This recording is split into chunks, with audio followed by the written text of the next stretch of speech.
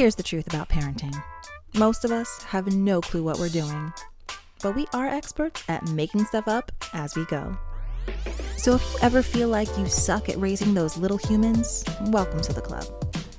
Every week, I'm talking to some of the most raw, hysterical, and fearless kid raisers I know. Because the truth is, we're all just winging it.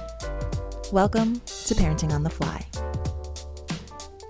Alexis Barad-Cutler is a children's book writer and essayist who writes candidly and often humorously about the stuff no one talks about in mom group for sites like Romper, Well-Rounded New York, Mommy Nearest, and the Huffington Post.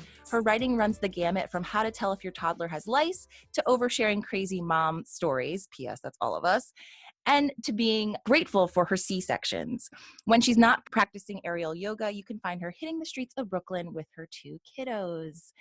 Alexis, thanks so much for joining me today. Thanks for having me.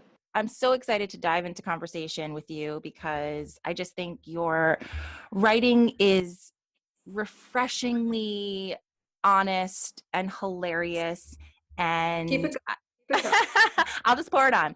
Honest, hilarious, like just refreshing, amazing. It really, really is. Tell me about how you approach your writing online, because obviously you're sharing a lot of information about yourself and about your family. So tell me what made you want to approach it in such an honest way. I think it all started with a blog many, many years ago when blog was just becoming part of our vernacular. So I guess like when I was in my early 20s, which was a long time ago, but I had a blog about dating in the city, and it was very, the same thing, very honest, very open, holding nothing back. And so I have kind of a similar approach to that as I have to parenting, which was, I'm going to tell you everything. And if there's no secrets about me in my real life, you'll never be able to dig anything up about me in the future and be like, look, I got you. I find it very therapeutic, actually, just to lay it all out there. And also, I think it's great to connect with other people over our flaws. And I think it's good to be real. And the thing that I really aim to do in my writing is to connect with other women. And I find in kind of confessional writing, that's what ends up happening, is when you admit to the more gory details of your life, is people come out and say, oh, I was feeling that way too, but I didn't want to admit it. Thanks for drawing attention to that. And that's what makes me keep on wanting to write in the style that I write. And it's a little scary, but it's I really enjoy that feeling of putting myself on the page in a vulnerable way. Yeah, and it really lends itself to the whole idea that we, talk about here on Parenting on the Fly, is that there are going to be times in your life where you're presented with obstacles and things and situations that you're not quite comfortable with. But if you say yes to them and see what happens on the other side of that, it often is amazing.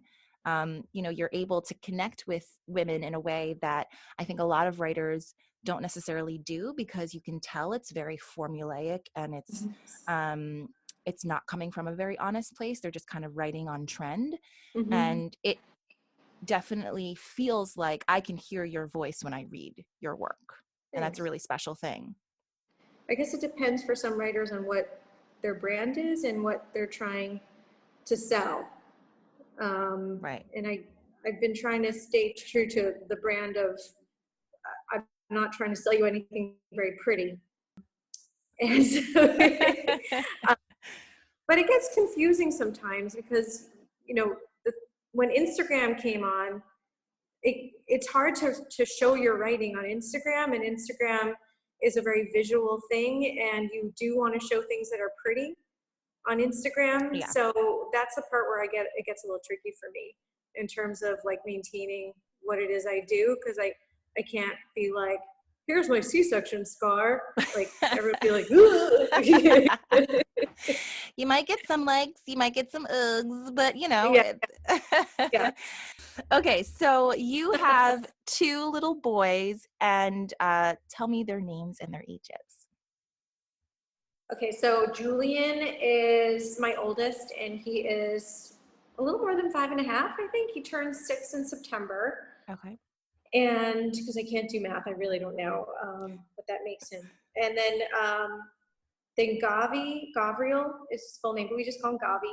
He just turned 3 in May, on May 20th. And then that's it. And then we have a fur baby, and he is 8. His name is Ernie. He's a dog. Nice. So as I was preparing for this interview, I totally like stalked all of your previous writing work and just, read through it and really get a sense of your voice and who you are. And you talk about your family. What's that? Your family now.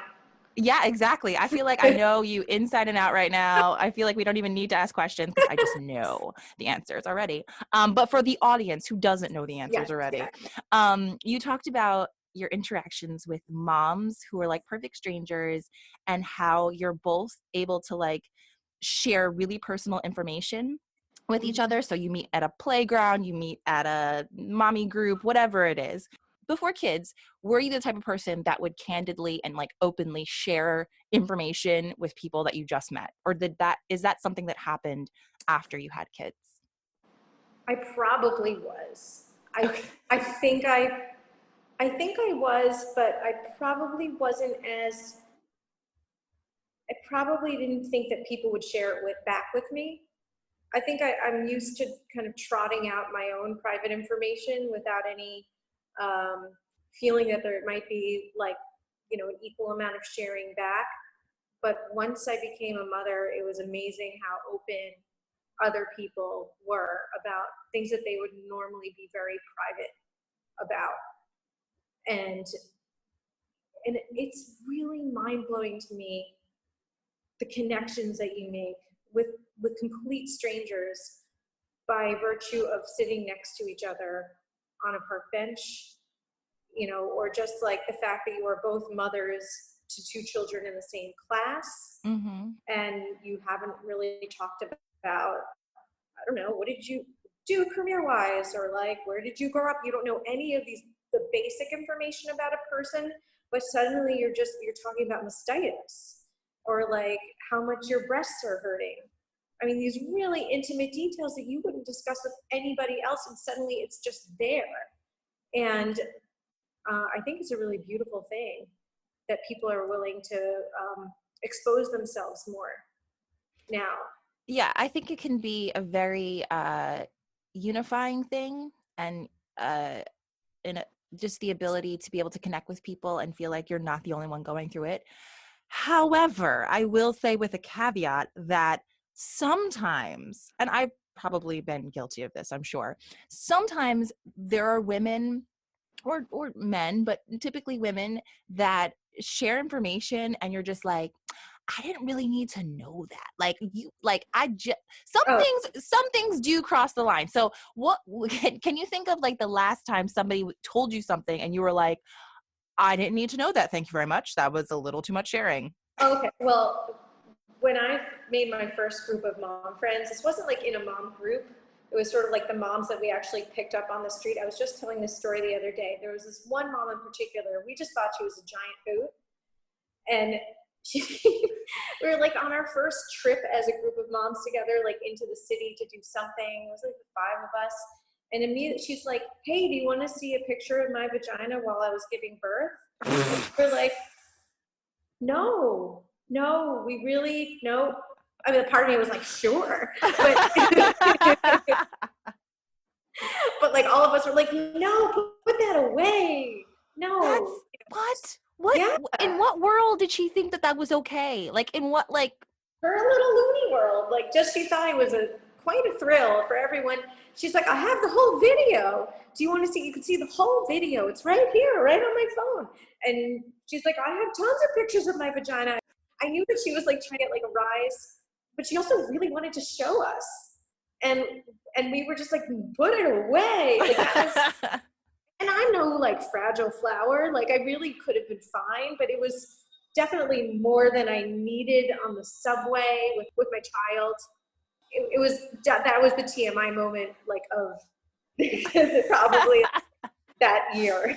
Yeah, I don't think in all the conversations that I've had with women, no one has ever offered to show me their vagina in a video. So that takes the cake. It really does. Okay, so I want to switch now to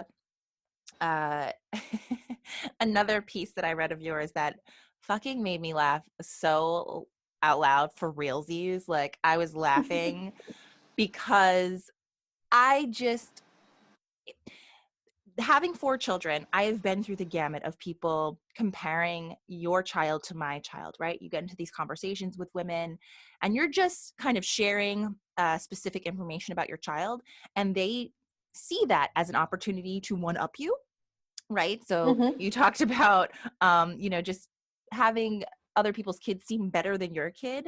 And I think we all get roped into it sometimes because you're like, oh, well, my kid can do this and blah, blah, blah. So when a mom talks to you about how advanced their kid is or how much screen time they do or they don't have, what do you say to them, and what would you really like to say to them? In the moment, I always feel a sense of guilt and shame. I really do. In the moment, I'm immediately just thinking of like, God, my kid is just like probably losing brain cells and he's just never going to achieve anything. And I'm the worst parent and I'm so passive. I'm just like, here, take this babysitter with you. And it's, meaning it's the iPad. And I'm just so permissive. And I just start like, I'm just like, this mean school teacher to myself, like scolding, and I'm just thinking of this other child who's just sitting there like, please, mama, can we go to the library? And I'm just picturing this other person's child just being like perfect, and like that the other mom is like baking cookies while this is happening. And it's not in the moment that I'm thinking about like, well, that's complete bullshit. Okay. Like whatever you're telling me, like maybe your kid is doing X, Y, and Z, but then there's another thing that you're not telling me, which is that your kid is probably like also throwing feces at the wall.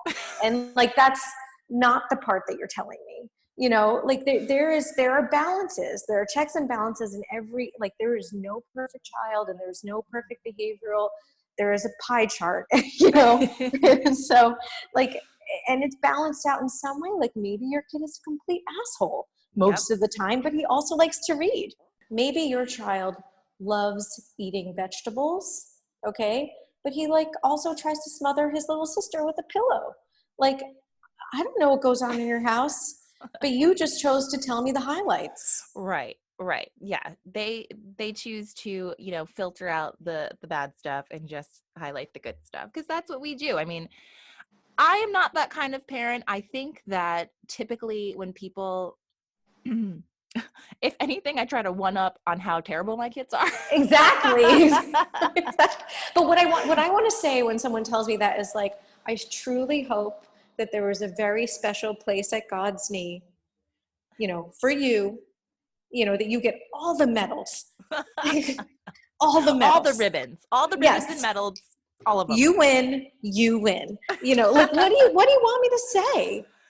What do you want? This we weren't even talking about. I didn't even ask you.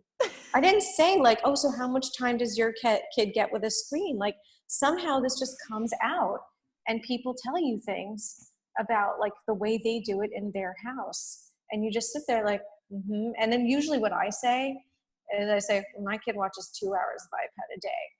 And then I wait for them to look at me and be like, oh, oops. Like, I try to make them feel like a little bit bad about how much bragging they just did. Because I think what the other people are doing is they're expecting the other moms to one up them first. So they trot out their achievement, as like an offense, Yep. When like really most of us are just sitting there I think that for the most part, most of us feel bad all the time. We have just little feel bad things like floating around our heads. Like, and so we don't need that, from the get-go. No, we're beating ourselves up enough anyways. Yeah, I look at my refrigerator every day and I'm like, I don't want to make anything. But then I'm like, okay, I need to be a responsible mom and I need to give them a protein and a vegetable and a carbohydrate and fill their plate with a colorful medley of things and not just orange foods. And sometimes it happens. Sometimes are they going to eat that protein though? Like you could put it on their plate, but are they going to eat it? Maybe 2 out of 4 of them will. I don't know. Yeah. Like I can't cater to everybody. I don't have that kind of time. Yeah, I don't. Right. I put chicken on Gavi's plate every day. It ends up, the dog eats it. Like, he's like, I hate chicken. I'm like, you asked for the chicken. He's like, hate it. I don't like it. It's yucky. I'm like, all right, I guess you're not eating chicken. Okie dokie. Oh, well. I love stalking people on Instagram. I love looking at people's Yes. pictures and feeling like you have like a connection to their life and you know what they're doing and what they're all about. And you have been very honest and open with your whole family, showing pictures of your sons and your husband and yourself, and amazing pictures of your eyebrows, of course. I love you. But so many of them, feature pictures of your 3-year-old Gavi, and he is in princess dresses in a lot of the pictures, whether it's for his birthday or just hanging out at your house, I guess. Yep. So what was the conversation like around him deciding that he wanted to dress up in princess outfits and crowns? Yep. And what has been your reaction from other people who have seen that? Okay. Well, it started with like scarves in our house, and because we didn't have princess dresses lying around, and he would just be like, make me a queen, make me a princess. And so if you wore a scarf, those like sensory scarves that you play with babies, we had those. So he was like, if you wrap the scarf like under his arms like a empire waist, then it was a princess. And then if it was over his shoulders, then he was a queen. And so it was a real difference. And he would let you know if you did it wrong. And it was very important that the scarf would touch the floor. And he would just like trail around like that. And, and his older brother had like a brief princess phase during the Frozen years, when he was obsessed with that movie. And I think Gavi got into it during, Frozen too, but then, we were watching some other princess movies as well. And then it morphed into, I think it was just a stronger affinity toward the idea of a princess. And so he would wear the scarves around the house, and, we didn't really think much of it. And, but he would talk a lot about being a princess. And then one day we were at a friend's house, and a little girl, and she had a whole closet full of dresses, the way a lot of little girls have closets full of every princess dress in the whole world. And we were like, where's Gavi? And we found him in the closet. He's just like, and he puts on one of these dresses, and he just was like the happiest I've ever seen a child, or my child. And he was just, so entranced with the dress, and, the way it was trailing along the floor, and, what it looked like on his toes when he walked. And it was really, he was just so happy, and he felt like really special. And I think that princess dresses make everybody feel special when you put them on. I think there's something inherently special about a princess, and I think that's very ingrained in our culture in general. So we ended up borrowing that dress because there was like no way he was going to take it off. He's like, Mama, we're taking this home. He's like, I over my dead body. And luckily it was too small for our friend's child, and she was pretty cool. She's like almost 6. She's like, okay, I'm kind of over the princess dress phase.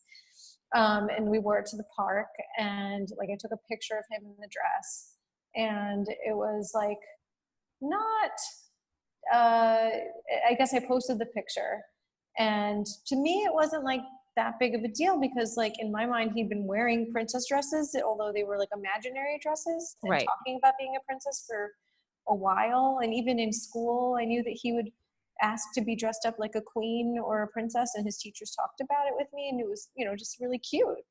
And he would sing Let It Go, Let It Go. He was the only boy in class singing it.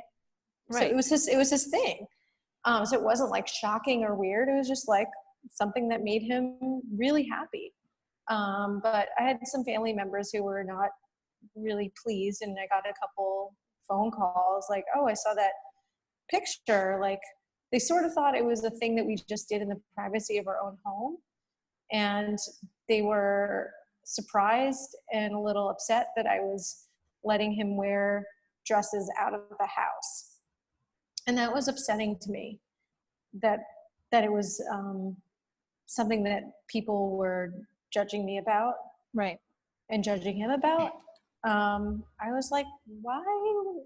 My only concern with him wearing this dress out of the house is that it's going to get dirty. And once you wash it, the glitter comes off. And this isn't my dress. We're borrowing it.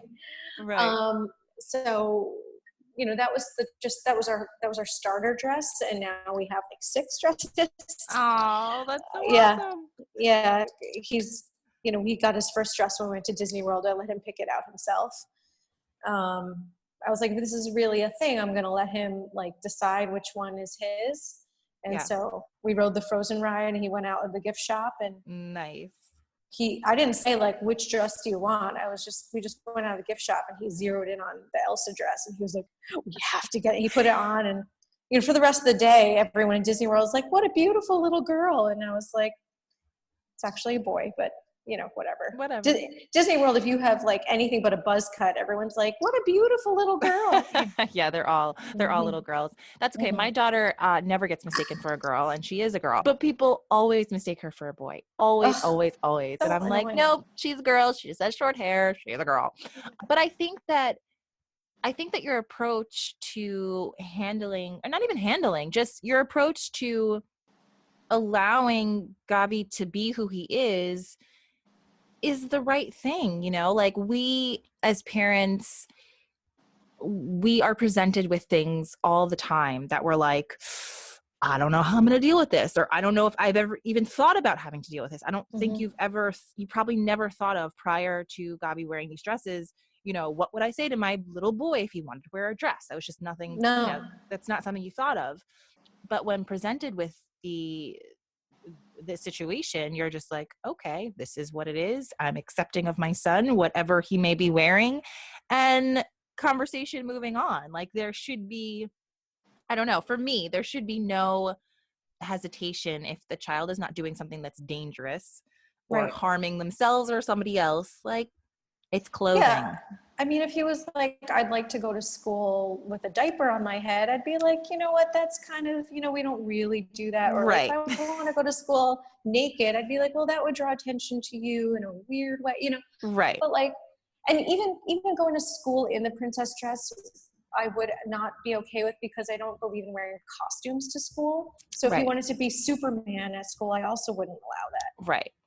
Because I think that, and I've learned this with my other child, that wearing a costume is a lot of work for a child, that they have to keep up. It takes energy to pretend to be something, and it's very draining to be in school in general. So to be the princess all day and also be Gabi in school would be a lot of work. Yeah. So, I'm like, okay, that's where you take the dress off once you go into class. It's not because if he wants to wear a dress in school, like we'll cross that bridge, but it hasn't come to that quite yet. He has no problem wearing pants and a shirt, but sometimes he likes to wear his tutu.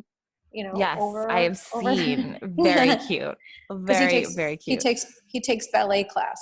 And I think he really only takes ballet class because he likes the tutu. Hey, whatever. I think every little girl likes to. I think that's why every little girl starts off in ballet class. Perhaps, as you get older, your skills increase. But I think the whole dressing up. I remember I was a ballerina as a little girl, and I loved it. I was like, I get to wear beautiful tights and this leotard and my shoes, and I love the whole thing. And then eventually, I was like, oh yeah, I like dancing too. I like dancing.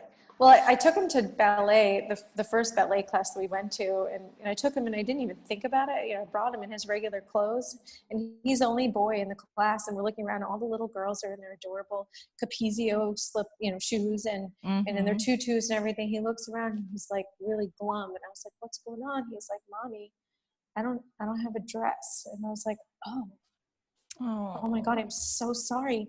And I said to the teacher, I was like, do you have like something I could wrap around his waist, like just anything that makes it look like he's wearing a tutu? And she's like, oh, here, you can wear, and she had one of those little wraps, and she put that around his waist, and like suddenly he was a dancer.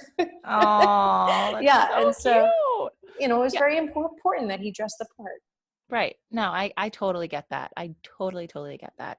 So obviously you have little kids, and I don't know what your religious persuasion is or anything like that. I know nothing of that nature, but I know that most parents kind of go along with some sort of story with their kids when it comes to the tooth fairy or the Easter bunny or anybody who's a made up person that we've concocted for children. What are your feelings about Santa Claus or any sort of made up fictitious character that we shove down our kids' throats and then one day burst their beautiful bubble? Okay. Well, the tooth fairy has been a little bit of a mixed bag. We started talking about the tooth fairy, I guess, like 2 years ago. I guess someone that we knew who was older had lost a tooth, and it really freaked out my older kid. And he was, for like months, he's like, so, what if I don't want the tooth fairy to come and take my teeth? And I was like, she doesn't just like come in and take the teeth out of your mouth. Rip them out. Yeah, he was picturing this like this nefarious creature that like comes in. He's like, what if everyone in the house is awake? Does she still come? And I was like, you don't have to stay up all night. Like, if you don't want her to come, she won't come. That sounds awful. This was not like a comforting idea to my son. So I was like, listen, she doesn't have to come if you don't want her to come. So like, I'm sort of on the fence about the tooth fairy, but now that he has a wiggly tooth, he's kind of excited about the idea of the tooth fairy, but he would like the tooth fairy to bring him an app for Cookie Run. Like some sort of like new character. This is the world we now live in. They don't want cold hard cash. They don't want cash. They don't want they want an app. It's like Bitcoin. Oh my gosh. Yeah, oh my so God, sad. That's hilarious. So sad. Yeah. we're Jewish, so we don't have Santa, but it makes they kind of believe in Santa for their friends, and they're really bummed that Santa doesn't come to our house. Gotcha. And so, we keep it alive because I really don't want them like going up and tapping their friends who are, who believe in Santa and be like, guess what? I know a secret. And I know that they would do that. And so, because I know Julian would do that. Right. So he's like that kid. So I haven't spoiled the fun yet.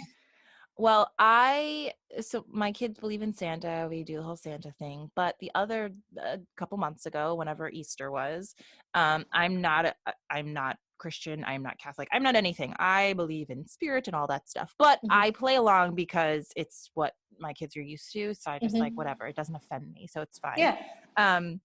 But a couple months ago, we had celebrated Easter early because my sister-in-law was going out of town. And so she had given them baskets and stuff like that. So when Easter actually rolled around, I didn't have anything to give them because I don't give them anything for Easter. Like, it's whatever. You don't need another day to get shit. Like, you just don't. Yeah, right. I know, every single day. Exactly. So my 6-year-old comes up to me and he's like, so Mom, did the Easter bunny come today? And I'm like, literally deer in headlights. Like, I had nothing. I had no lie. I had no elaborate story. I had nothing. I was just like, the Easter bunny, right? I have a hard-boiled egg for you. So Nolan, and I literally just spouted out, there is no Easter bunny. And you know what he did? I did. I'm a horrible person. That's all I had. That's all I could say. I was like, there is no Easter bunny. And he looked at me. You saved your own ass. I did. I really That's did. what you did. He looked at me and he was like, oh, okay. And he walked away. Wow. No shit. He was just like, okay, all right, that's fine. Thanks for the truth, Mom. He appreciated that. Woo! Thank the Lord, because that could have gone south. He was like, "This is the greatest gift of all." Yeah, honesty. Oh, one last question. Speaking of honesty, that makes me think of, what is the last thing you lied to your kids about? Like, flat out lied and were like, I'm gonna tell you this thing. I lie to them all the time. Okay, so whenever and then so my 3-year-old, he like never wants to go to bed. So for a time, and I'm just like grasping at straws sometimes. I'm like, you need to sleep. So I'll be like, if you don't go to bed, then the doctor's gonna come. I don't know where that came from. I was like, let me take something that he absolutely hates, Right. which is going to the doctor. And I was like, I'm going to bring the doctor here. He's like, doctor's going to come? I was like, yes. He's like, he going to give me medicine? I was like, yes. He's like, he's going to come now? And I was like, yes. I was like, I'm calling him. And I'm like dialing on my iPhone. Hello, you know, like if Gavi isn't sleeping, he must be sick. He needs you. And I'm like, oh my God, I'm creating so many problems. So like I used this doctor threat for like, I don't know, like 2 weeks to get him to go to bed. And suddenly I'm like trying to watch The Handmaid's Tale last week. And I'm like, it's like 9 o'clock. And I'm like sitting with my like takeout, I'm like enjoying, I'm like, oh good, I'm gonna watch The Handmaid's Tale. And Gabi's like, just not going to sleep. He keeps it coming out. He's like, what are you watching? And I'm like, not for you, babe, not for you. And he goes, I think I feel a little sick. And I was like, okay, go to sleep. That'll make you feel better. He's like, you call the doctor? Oh, I was like, no, we don't need to call. And he's like, you said he's coming if I don't go to sleep. I was like, shit. You know, the doctor he can't come anymore. And I'm like, God damn it. That was a lie that blew up in my face. Yeah, it did. He called you out on that one. He was really like, did. Let's see if this is true, Mom. Okay. Yeah. He's like, it'll take time for the doctor to get here, and then I can watch some Handmaid's Tale and with Mom. It'll be all good. It'll be so great. Oh my God, that's amazing. Yeah. See, I like that. What about you? Oh, last thing I lied to my kid about. Okay, so I can't lie to my older kids because they're too old. Like they're just they're too savvy. Because there gets to a point in time where you can tell toddlers things and they won't remember it, right? But once they get to like 3 or 4 and they can recall what you said or what you promised them. Oh yeah. So probably the last thing I lied about was promising my daughter something, like promising she could have like a snack of some sort because we really try to stay away from sugar with her. It doesn't happen. Like it doesn't happen. But she probably wanted a snack or something. And I said like, oh, you can have it later, because later doesn't exist for like 2.5-year-olds. You know what I'm saying? Like they don't think about later. Like they're not like 2 hours later. Hey, remember that, you said you were going to give me a cookie. Like they don't do that. Right. So I think it's probably with her the most now. Like I can't really do it with the older ones. Like I try not to lie to them. Yeah. It's not something I, encourage doing, but I definitely lie all the time with my toddler because it's just easier to shut her up, to just be like, yes, we will go to the park. We will go to the park. Just go potty for me, please. Potty. Yeah, potty. Yeah, the potty is the big thing right now because we're potty training and it's not going good for you. Yeah, we're not doing that. We're just not going to do it. You're just refusing. You're just like, nope. Nope, just never going to happen. Well, we started out on a bad path because we started doing like I would give her an M&M, like literally one M&M every time she would go potty. And then I ran out of M&Ms and I didn't buy more. And I said, there's no more candy. And now I feel like she doesn't give a shit because she's like, well, I'm not going to get a candy for going to the potty. So screw you. I'm not going to go. Right. Like she wants I wouldn't something. Either. Yeah. So what's in it for me? Yeah. Nothing at this point. Just me not having to change diapers. That's what's in it for me. Yeah.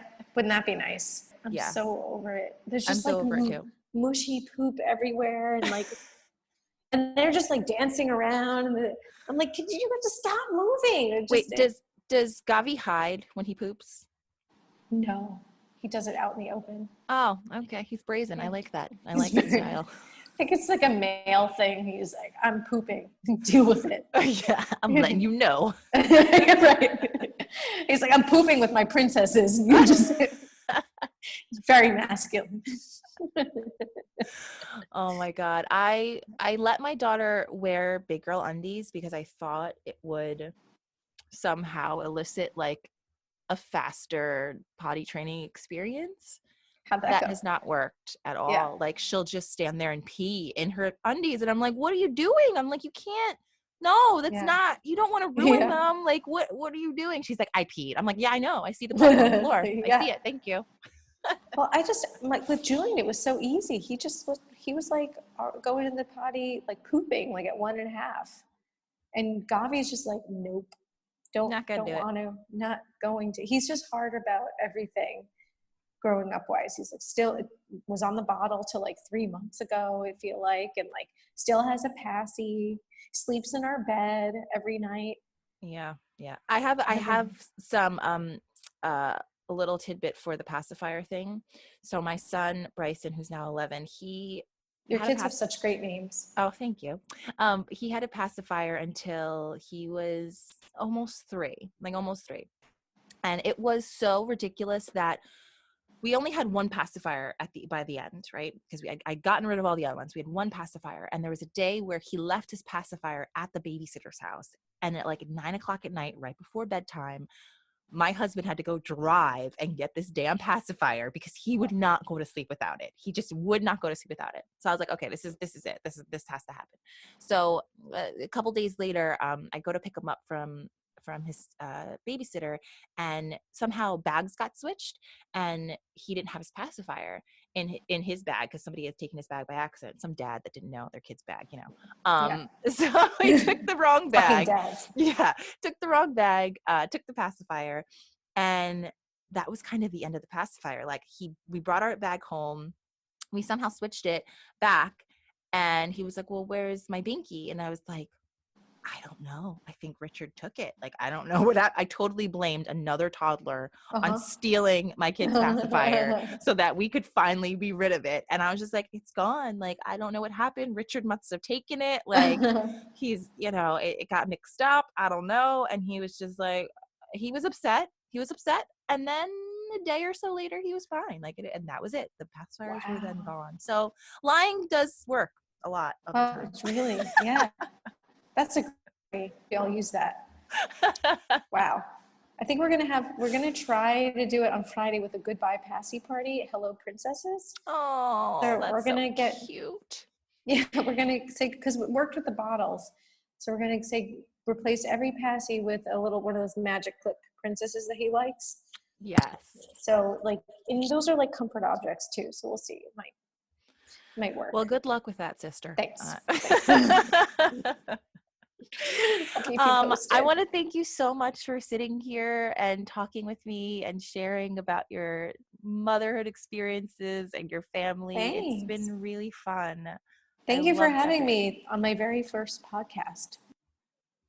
Okay, so if anybody wants to find you and your writings and your awesome photos of your kids, where can they find you? Okay, so Instagram is at Alexis Barad-Cutler. And my Facebook is at Alexis B. Cutler. My Twitter is at Alexis B. Cutler. And my website is alexisbaradcutler.com. Awesome. Well, thank you again, Alexis. And I just really appreciate your honesty and openness and your fierce eyebrows, of course. And I appreciate you. Thanks for putting up with me. No problem. This is really nice. If you like this episode and want to hear more tales of making stuff up as we go, please subscribe to our show, give us a rating, and drop us a review. Thanks so much for listening to Parenting on the Fly.